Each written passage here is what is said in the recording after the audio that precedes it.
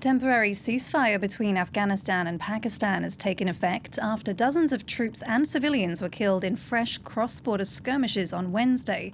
The truce began at 6 p.m. Islamabad time, shortly after being announced by both countries, each asserting the other had requested it to end the surge in violence.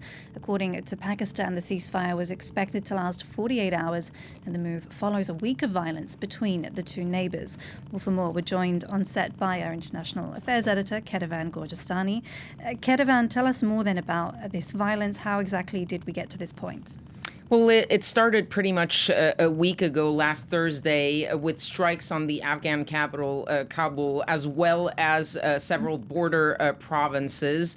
The Taliban government at the time blamed Pakistan for those attacks, calling them unprecedented, violent, reprehensible. The Pakistani government did not acknowledge the fact that they were behind those strikes, but a military official in a press briefing did say that they had evidence that Afghanistan was being used as a base of operations for carrying out terrorism in Pakistan. So you had one round of sort of tit-for-tat violence around Thursday.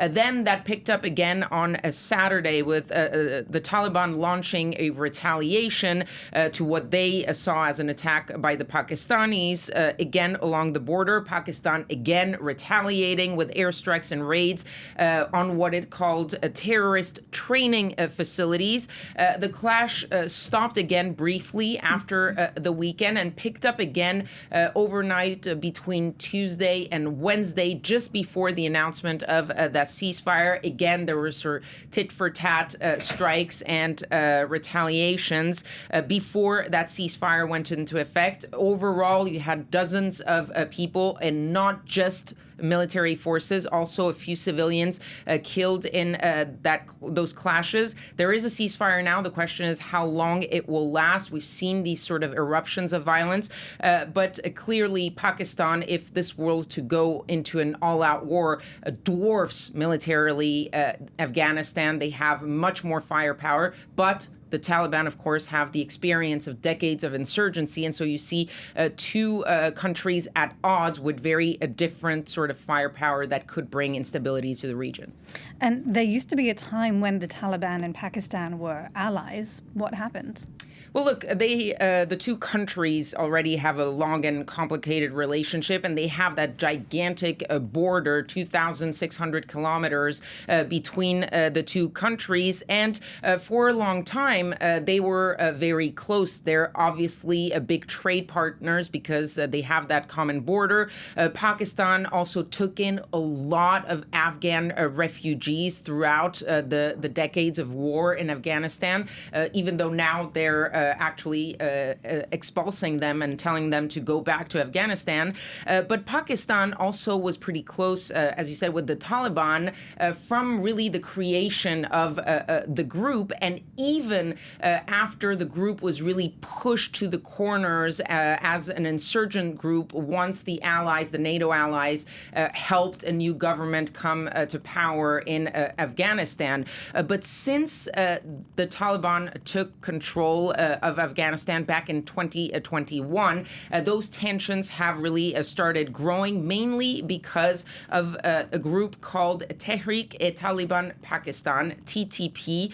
They're an insurgent group. They have the word Taliban in their name. That is because they are the sort of Pakistani brothers of the Taliban. So they are ideologically really close to the Taliban, and Pakistan is blaming this group for a lot of attacks. And there's been a surge of TTP attacks on Pakistani forces since 2021, and even more so in the past year, more than 600 attacks. And Pakistan is blaming the Taliban for not reining that group in, and on the contrary of sort of helping them, harboring them in Afghanistan. Kabul denies that, denies any involvement, any help to the TTP, and in return is accusing Pakistan of harboring its own sort of Islamist insurgent groups in Pakistan, mainly the regional offshoot of the Islamic State that the Taliban are at odds with. And so they're accusing Pakistan of helping a group that is attacking the Taliban, and vice versa. All right, so why are these tensions boiling over now? Well, with a lot of things that have to do with Pakistan, often somewhere in the picture, you have the involvement of Pakistan's arch rival, India. And what we saw is that just a few days ago, during that flare-up in tension, there was the Taliban foreign minister who was visiting India for an official visit, a sort of diplomatic rapprochement between Kabul and Delhi. The Taliban, obviously, since returning to power in 2021, they have few resources. They have a few diplomatic backers because not a lot of countries recognize officially their government in Afghanistan. And so they are looking for new people that they can have deals with. And India, by allowing that foreign minister to visit and then announcing that they were likely going to reopen an embassy in Kabul, even though they don't officially recognize the government of the Taliban, really shows that India is willing to do business with the Taliban. So for the Taliban, that is great because they want to diversify the people they can do business with. But for India, it's also pretty important. One, because they can go sort of diplomatically against their arch rival Pakistan by saying, look, we're going to go and deal with the people that were your allies.